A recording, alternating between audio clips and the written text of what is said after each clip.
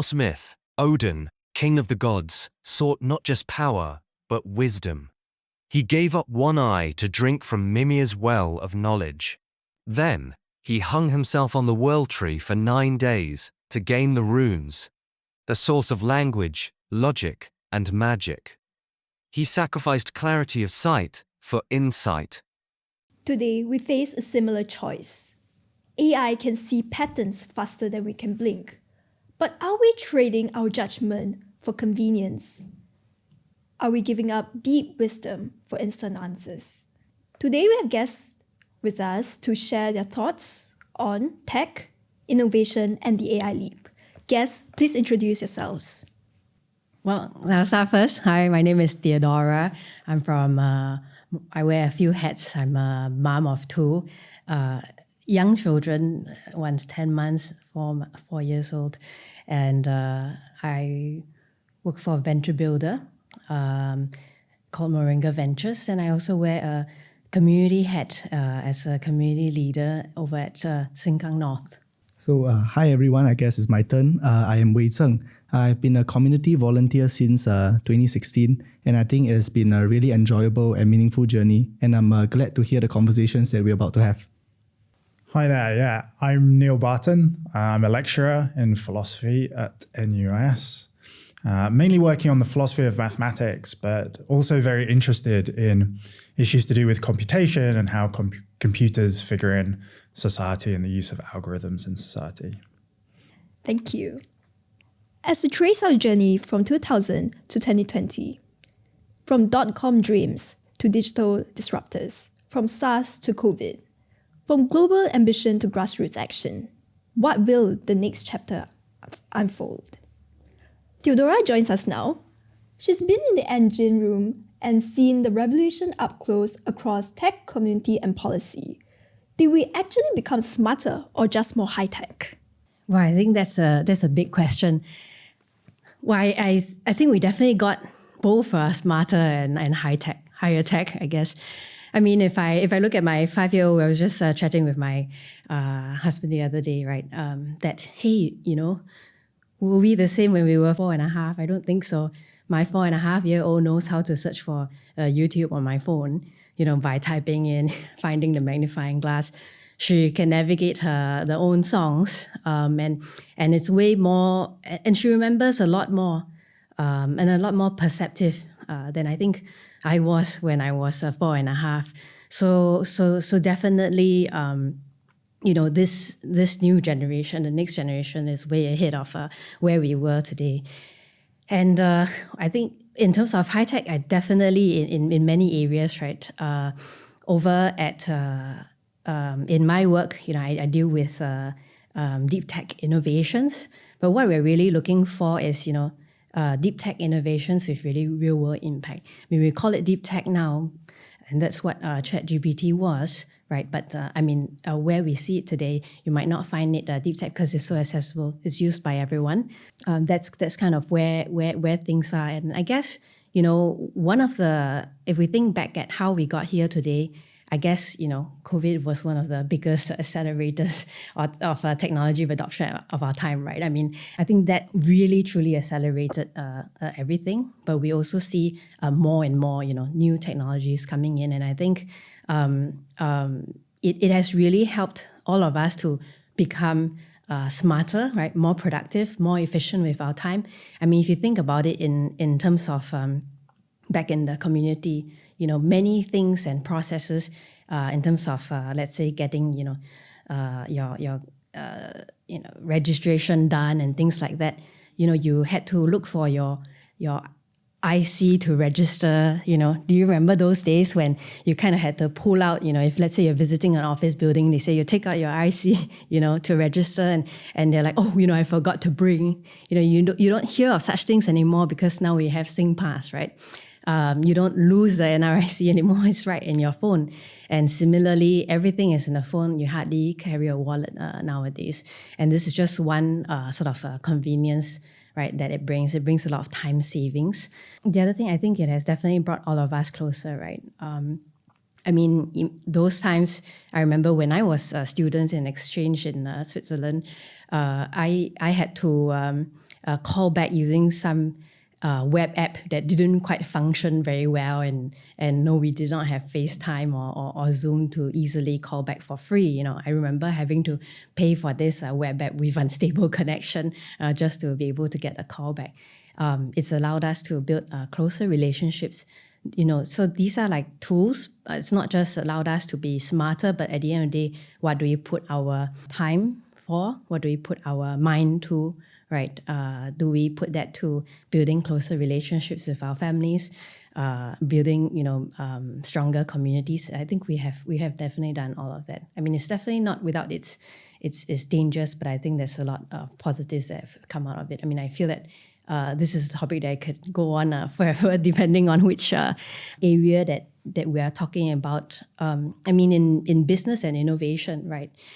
We also see that startups can go to market faster, create their first MVP, minimum viable product, faster to demonstrate what their idea is about, just with the use of tools, AI tools, agentic AI tools that had allowed, or I wouldn't say it replaced, thousands of people, sort of effort done by one person, but I'd say certainly what probably took 1 to 10 people, to work on, you can now easily create a prototype and visualize it and sort of present your idea to someone. And that's allows for startups to become leaner and to think and iterate faster with less resources. If you think about it, less amount of resources was spent in getting to market, and that's sort of key when we are investing in startups to scale. And yeah, I mean that the examples I can just go on. I mean, is this maybe we can go around the table in terms of on this question too. Yeah. Sure, let's do it. Yeah. What do you think? What are some of the... Well, I feel that the COVID-19 has significantly accelerated our AI adoption as well as digitization of business. One big thing that came up was how AI emerged with the launch of OpenAI as well as ChatGPT from OpenAI. So I think that presented a major change to our employment landscape over here in Singapore. It changed how we think about what skills are relevant for the future, as well as how the employment landscape is going to change. So if I were to maybe use an analogy of surfing, do any of you by chance surf? Well, I learned, but I did miserably. Okay. Sadly, no. Would love to learn. But sadly, no. I'm on it a few seconds. Because actually the only kind of surfing that I do is actually surfing the web. Oh, that I do all the time. Yeah, correct. So I do it every single day. Yeah. So if I were to use surfing as an analogy, imagine that you are on a surfboard and then you are out in the ocean, you are in your surfing gear, and in the distance you see that there is this huge wave that is coming towards you. But before the huge wave comes, there are multiple small waves that are approaching you. So you can actually do either one of two things. You can either practice with the small waves, practice riding the small waves, such that when the big wave comes, you are able to ride the wave of AI change. Or the other thing you can do is just sit down there and just wait for the waves to crush you over. So I think that it's very important for us to pick up on AI skills. I know AI is constantly evolving. I think Professor has a lot to say about that as well. Yeah, every week there's practically a new update. So I think we just have to practice the AI skills itself, learn about prompt engineering, and improve our skills such that we are able to ride the wave of change in the new AI era. Yeah, so I think that's a big issue is we really do not know. I mean, lots of people have lots of opinions on this, but exactly what the kind of speed up coming from AI is likely to be. So some people, a lot of the tech adopters are saying we're going to expect to see like exponential growth here. And some people are saying, well, maybe it'll be more constant, more linear. Other people think it'll tail off. But I mean, it's clear that the capabilities are really, if I think back to when I was at grad school 10 years ago, like astounding, right? Compared to what I thought was possible back then. And given that, you can do so much with AI now. And in particular, the kind of basic things can be, as Theodora was saying, can be, automated to such a degree, it really allows you to scale back a lot of the legwork. So I think a lot of what people should be thinking about is, given that I'm in that framework, whatever the speed up looks like, I'm going to have to be able to provide additional value. And part of, I think, where that's going to come from is thinking about kind of creative ways to put together these AI outputs. Because as things stand, there's still plenty for humans to do in like building particular things out of these outputs. Just adding on, I mean, it's allowed like one person to do a lot, right? I mean, just think about it. Just yesterday, I was doing some expenses, some accounting expenses, and I had to calculate the reimbursements that were made, right? Which were in 3 different invoices. And what would have taken me to open up 3 documents, and to calculate, either put it on Excel. Okay, I don't say anyone's using a calculator now, just put it on Excel, put the total amount and sum it out. Okay, that's the total claim, right? That would have taken me maybe 5 minutes. But then now you just drag the 3 into the folder and ask a query, and then you get a total amount quite accurately. I do still check whether the total works out, but it's 10 out of 10 times it's accurate, and that takes like 10 seconds instead of 10 minutes. So I think it really, what it forces, I suppose, in university, right? I mean, I encourage actually everyone in the team, interns, to use ChatGPT. I mean, please leverage on it, train yourself to learn the best prompts, to give it so that you get a refined output, and then sort of edit along the way. And I have access to ChatGPT myself, right? I mean, I know what comes out of it, and to what extent, you could have given your inputs. And it's been very helpful is actually allowing someone from one discipline to really build out their capabilities in another area. So for example, someone in finance who majors in, in business school majoring in finance, would now be able to learn how to do marketing and design, create new web pages, just with the help of AI can create visually impressive decks, for example, not just, massive Excel calculations and projections and forecasts and what we do, DCF, comparables and benchmarking and so on, but also to create very impressive decks for, to articulate the business model, to refine what they would present that is not just in numbers, but also in how they would write. So it equips someone trained in finance to do so. Similarly, a marketer can now, let's say someone who works in design, through technology, could actually now sell their services throughout the world. Let's say, you have the platforms as like, Fiverr and so on, and they can, or, if they're good in digital marketing, passionate about it, with an interest in product, they could set up their own, businesses and e-commerce businesses and many things that were expensive to plug in, things like your payment gateways, now allows, sort of pay per use. You start from just the number of customers you have rather than, let's say, your first 1,000 customers, rather than just paying a very high upfront cost for that payment system for you to collect money online. So there are definitely many ways that has allowed us to just be to develop our own potential and explore our own interests. I see. Thank you everyone for sharing. I think AI definitely has a lot of progress in society. So my next question would be to Prof. Neil. Prof. Neil, could you talk more about mathematical pluralism and its impact on how we view politics and artificial intelligence today? Yeah, sure. So pluralism in general is the idea that there's multiple legitimate theories or perhaps ideas about a particular discipline. So in mathematics, this is, that there are multiple legitimate ways to go about doing mathematics. And there's very, esoteric questions that I'm interested in there that, if they do bear on things like artificial intelligence and politics, the payoffs will be quite far off. But what I do think is important is this idea of pluralism in general. So the idea that we should keep kind of multiple theories in play is one that's had a lot of impact on both science and politics. So you can think about, a scientist wants to keep multiple theories in mind in order that they can figure out, which is the best one. In politics, you care about which political system you have in place. So you have multiple different systems in mind. Which one do you want to select as a society?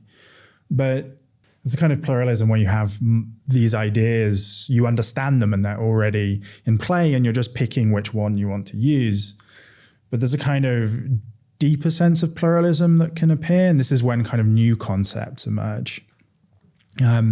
So we see this a bit with AI right now, I think, that we all as humans think we know and understand and use these, what we call epistemic concepts, things to do with like knowledge and understanding, to refer to ourselves. And I can kind of feel, if I go and read a textbook, that my understanding is getting better. But we also seem to want to use those kinds of concepts with respect to artificial systems, right? We talk about artificial systems as knowing and understanding, or even making mistakes, things like this, being ignorant about certain topics.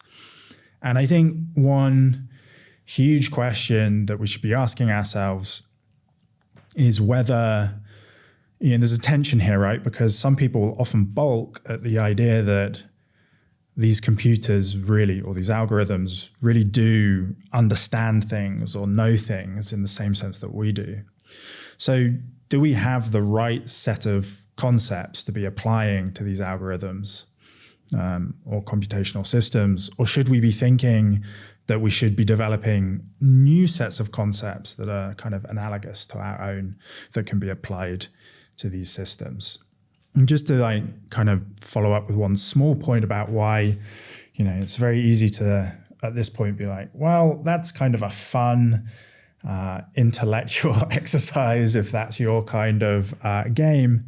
Well, if you think it's important for things like moral responsibility, that you understand a particular action, if you're going to be giving over decisions to artificial agents, and you want to start assigning responsibility to these agents, then whether or not you take the agent to have understood what it's doing might be a really significant question. So this really might, affect how we want to legislate on these things in the future.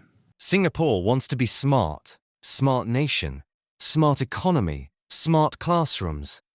But in a system built on order, could we truly become a city of creators? I see. Thank you, Professor. Wei Zheng, you were active in Young PAP during COVID. What was it like engaging young people during a period of time where trust in institutions appeared fragile? Well, I would say, first of all, that COVID-19 itself wasn't just a public health crisis.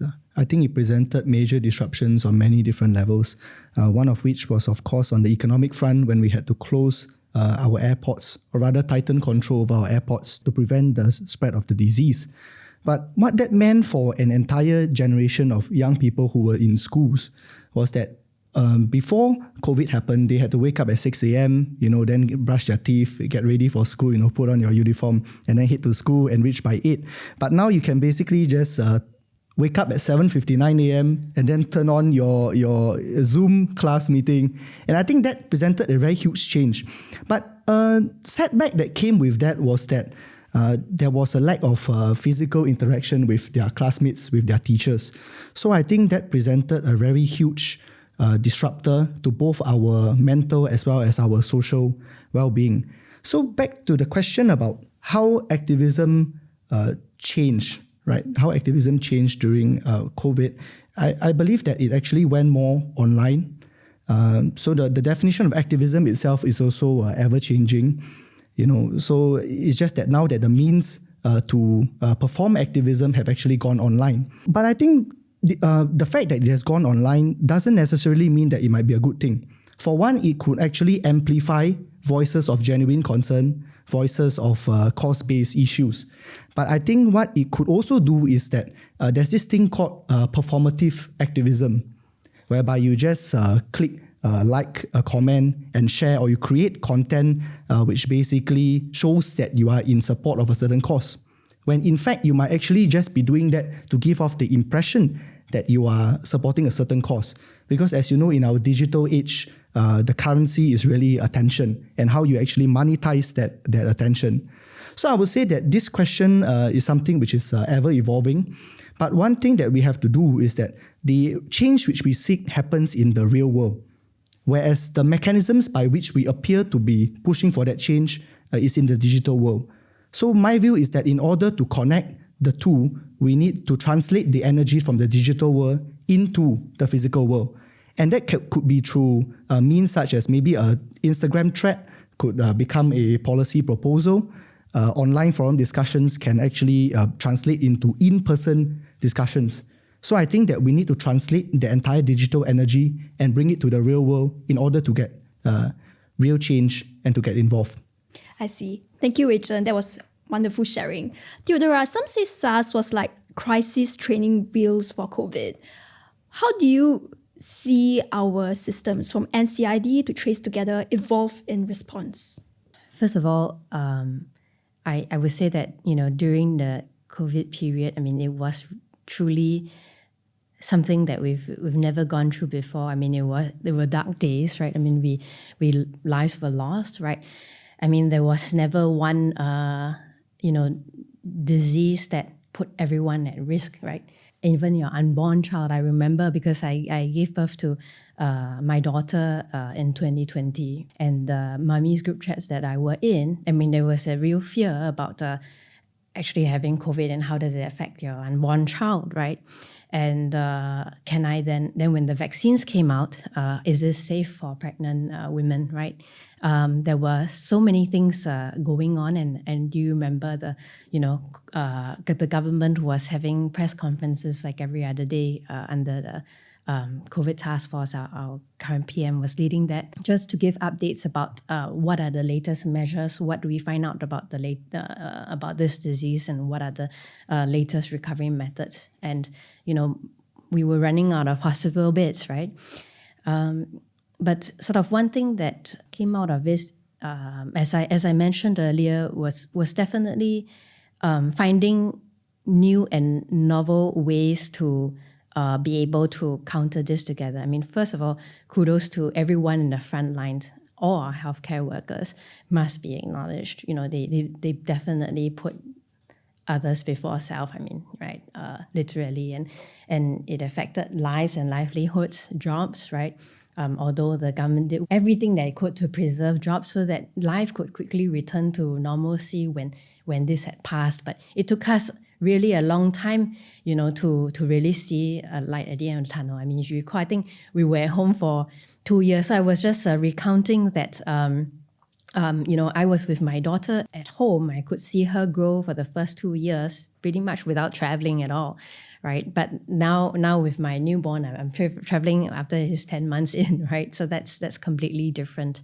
It has definitely allowed us to also experiment with a new and novel ways of connecting, like Trace Together. We are so much more used to, scanning QR codes, which things that really helped us, that stayed with us today too, right? Signing up for things are so easy. But most of all, I think what I remember most is really the entire community sort of coming together. And then we acknowledged, right, our COVID-19 heroes, community heroes, just I think last year, not too long back. CCs transformed into places for mass distribution, right? And many people sort of coming forward and checking in on our neighbors, because we only had ourselves and our neighbors at that time when we were all, trying to, stay safe, right? And you see the importance of that coming in when vaccines has to be administered, when masks had to be distributed, when food had to be distributed, if you recall. And it took, I would say, all of society, right, to really come forward. And for us, having also the government's the reserves for taking that out for rainy day. I mean, that was the rainy day. I mean, I would say, right? And that's a good thing that we had that money in place to be able to buy limited amounts of vaccine. I mean, if you just imagine how countries would be scrambling for what could save the populations and healthcare systems, right? You got to have the funds. You can't be saying that oh wait, I need to check whether I need to take a loan right before being able to pay for this. So we had that in place, and that was great.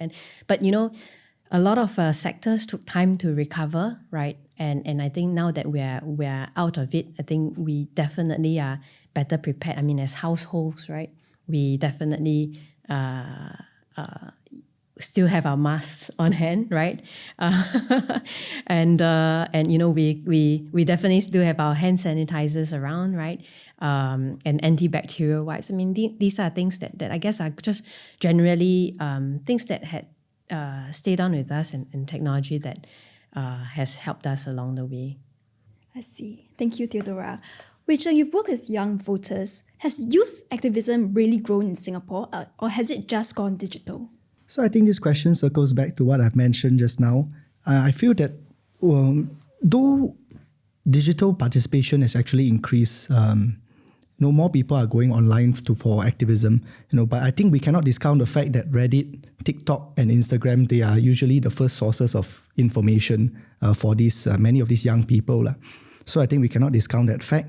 But one thing that I would say is that digital means can be used as a way to increase awareness about certain causes. But as I mentioned previously as well, I think it's how we actually translate that awareness of issues into real-world action.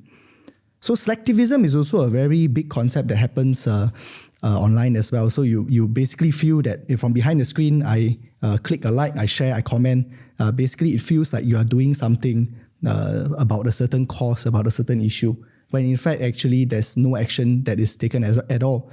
So I would say that if a critical mass of people were to like, share, and comment, it will actually push the post up based on the algorithm. However, in order for that to translate into real-world action, there needs to be a certain pathway by which we can translate the digital energy into real world. And like I said, that could be through in-person discussions, that could be volunteering at a certain cause-based organization. And I think that is more important than just solely being on the digital media. I agree with what you shared. Theodora, can digital participation truly translate into civic action? What does real solidarity look like today beyond hashtags and digital campaigns? So adding on to what Wei Zheng said. So I think as an individual, you definitely want to stay true and authentic to yourself, right? I mean, and your views.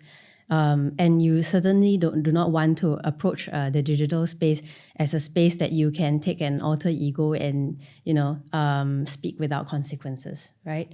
I mean, what you would not say to a person in real life is not something that you should say to someone online, right? I mean, that's the first thing.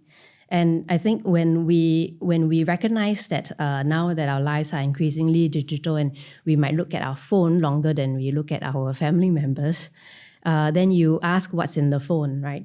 What are you looking at? If you're looking at a particular social media, what's coming into your feed?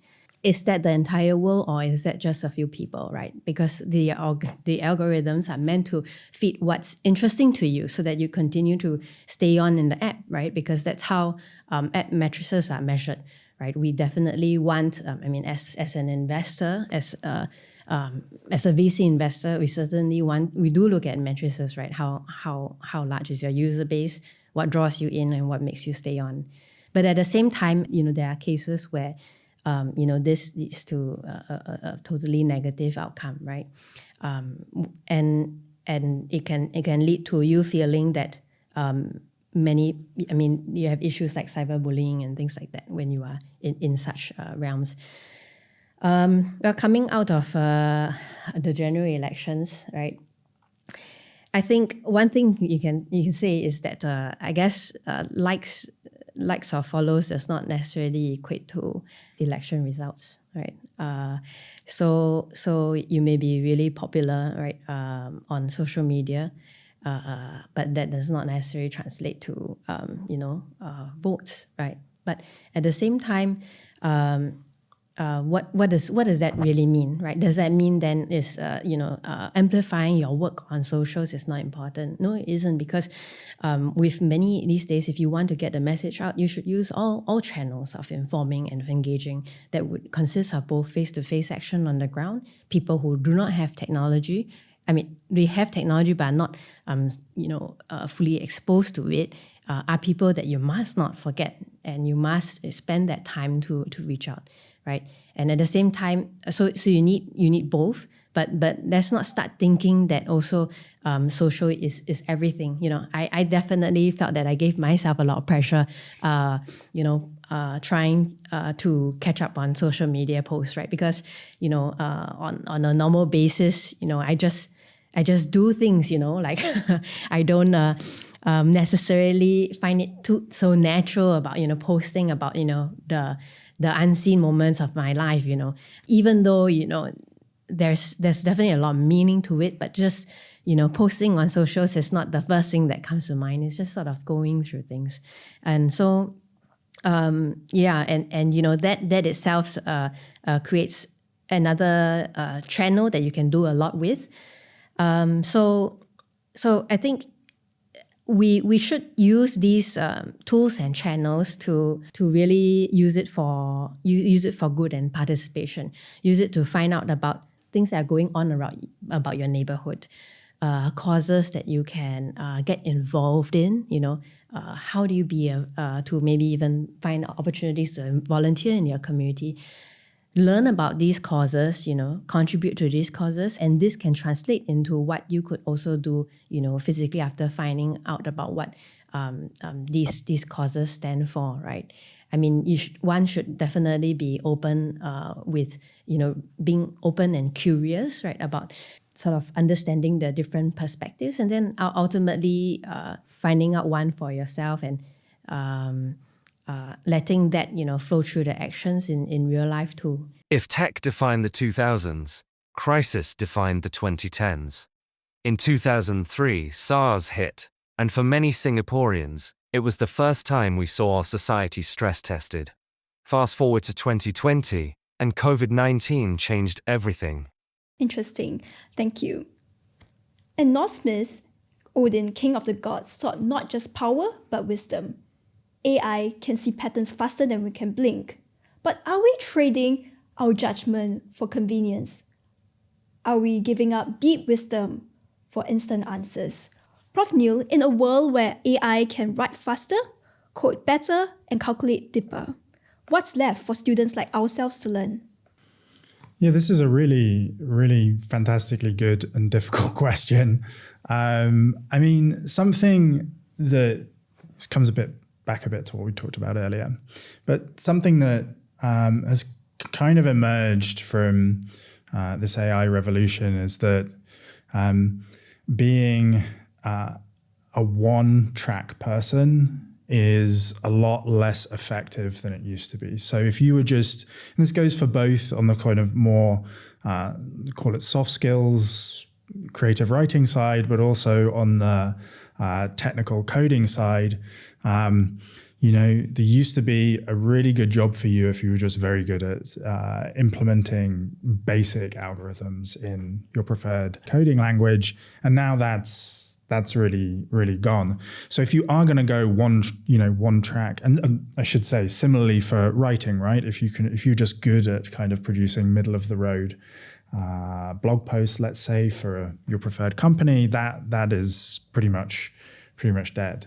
So, I mean, there's still spaces to be kind of in one direction. If you are at the absolute, creme de la creme top level, then, you're still probably performing better than an AI would with either something like coding or something like writing.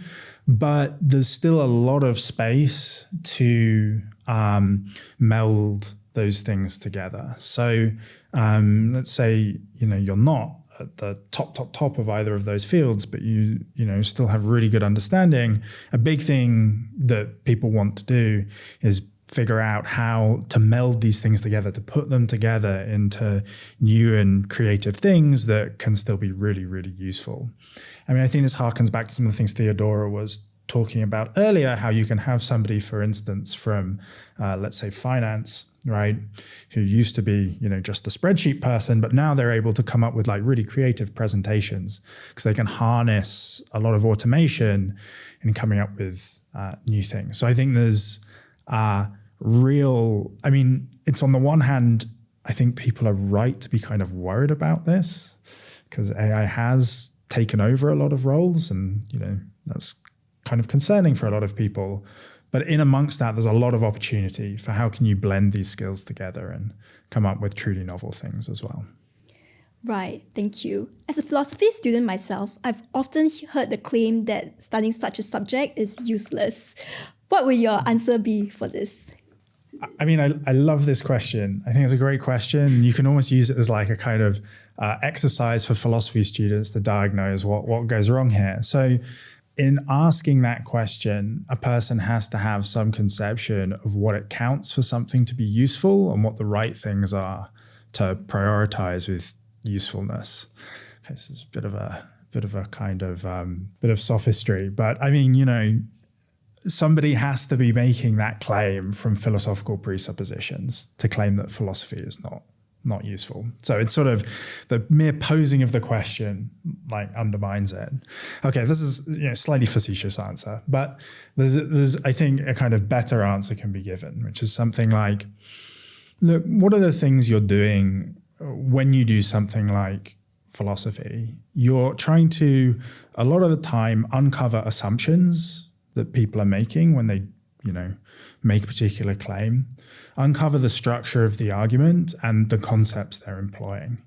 This is one reason I'm kind of obsessed with development of new concepts, is it's interesting for thinking about how we characterize things like arguments and how we interpret what people are saying. So in terms of studying philosophy, there's a lot to be done in developing that kind of skill and ability. Now, I think this comes with a big caveat, which is, you don't have to be a philosophy major to be good or to do this kind of thing, right? There's lots of people who have no formal training in philosophy who are still really fantastic at kind of diagnosing assumptions under a piece of data interpretation or something like that, or what the best way to do something is, what the correct characterization of something being good in a particular area is.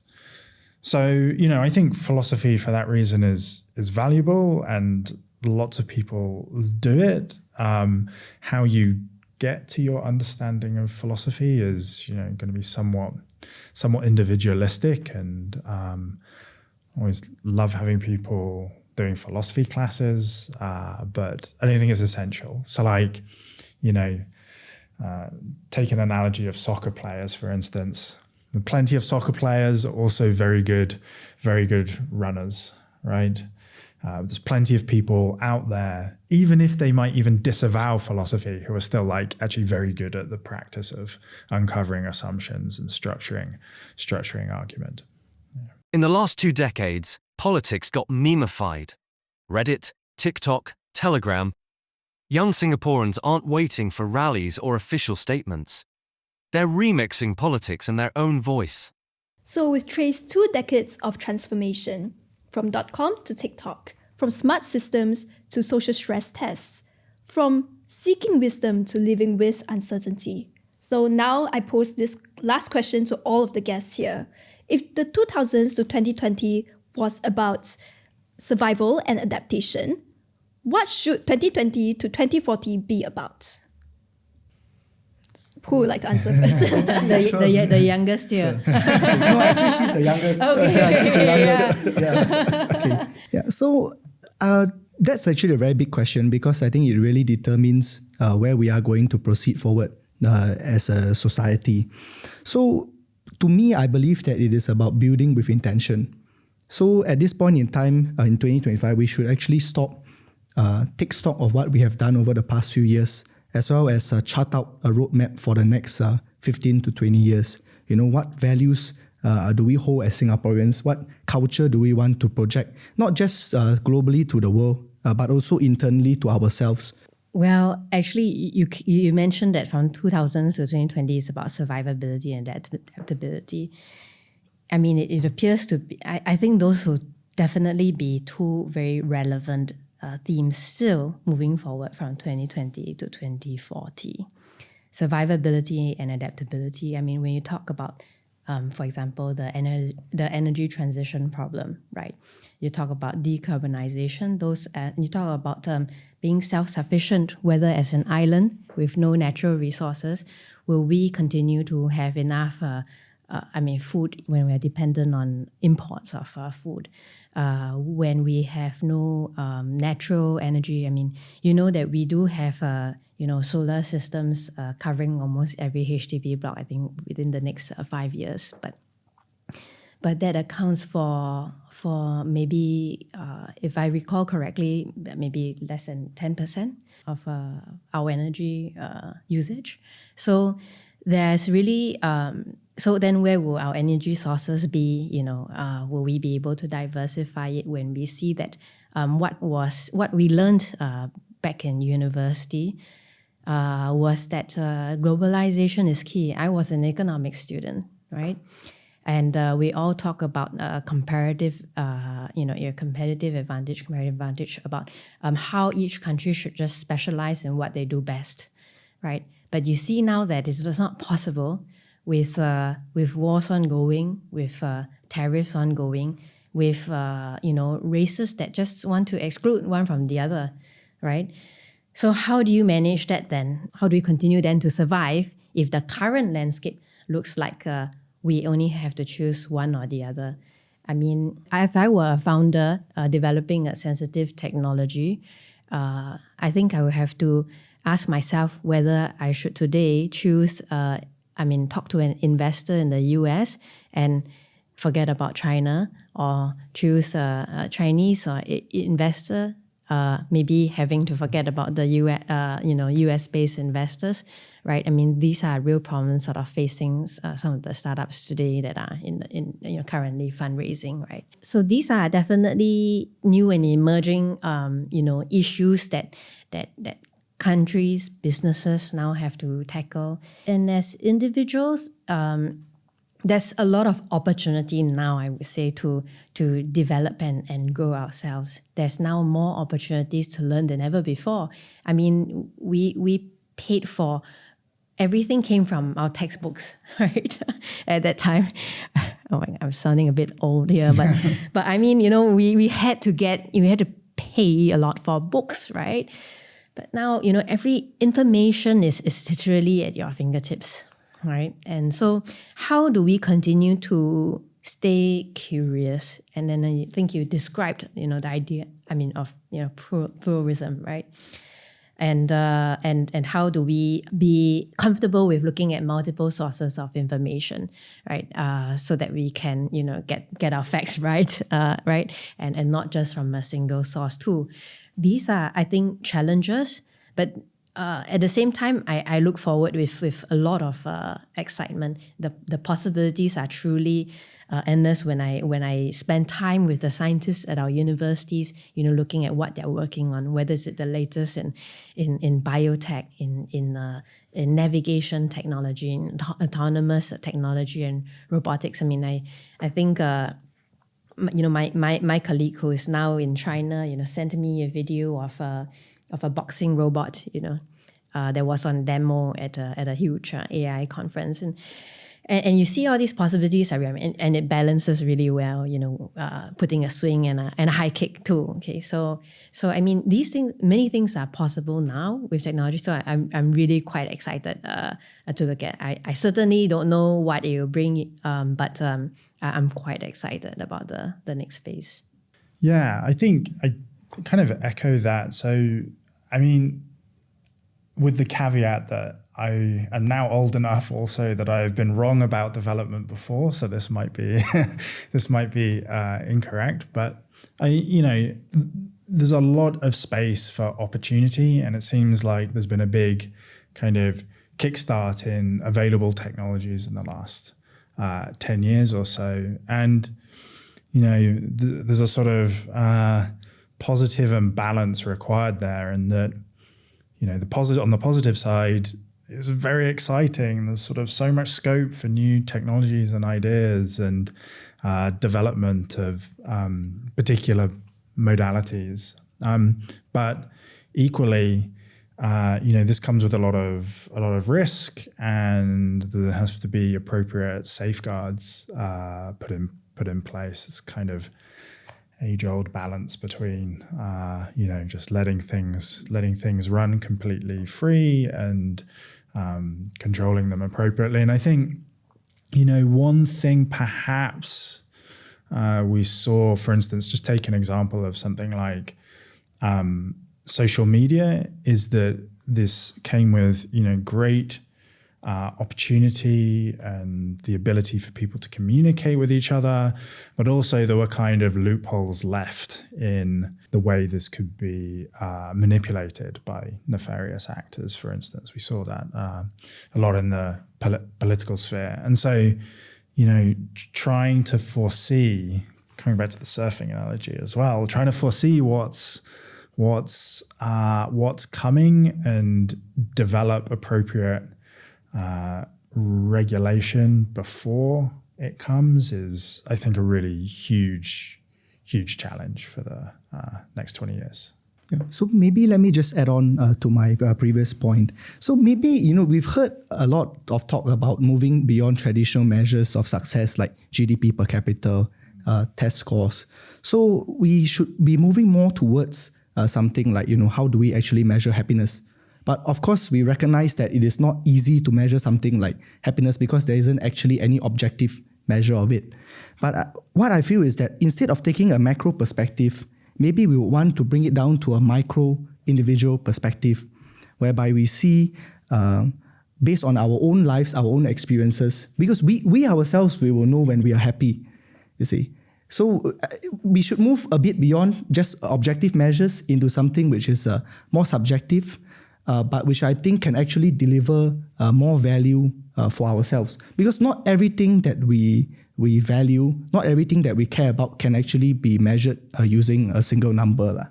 Yeah. So I think that's what I would like to wrap up with. Yeah. Thanks. I mean, I guess, for me, if there were three things that I think that I would like to continue building and would encourage this, for the people around me too, is to really, stay curious, right? To have an inquisitive mind and to encourage that curiosity to continue, whether it's learning, exploring, right?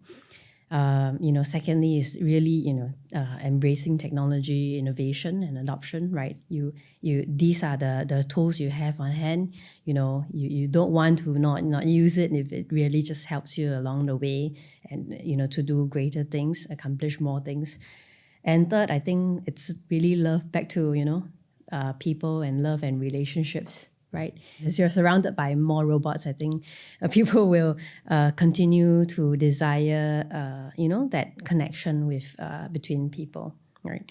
And at the end of the day, you can talk about career, you can talk about chasing a good career, you can talk about, problems of the world, but, at the end of the day, what do you look forward to coming back home to, right? I think it's, a loving family, right? That you call home, right? You want to have strong friendships, right, with each other. You want to be coming back to people that you love and care about, right? So I think these are definitely things that I think will still stay with us in the next 20 years. Yeah, one thing about that is that your social media follower count does not actually translate into the number of actual friendships that you have. So I think, we got to go out and actually make real friendships, have a form of real connection with people, because I think the interaction that you have online versus in person, I think is really very different. No? So I encourage people to just go out and just make more friends, try new things. Thank you all, my guests. Singapore has always sprinted fast and built strong, but the next chapter, it may depend less on how fast we run and more on who we managed to bring along in the process.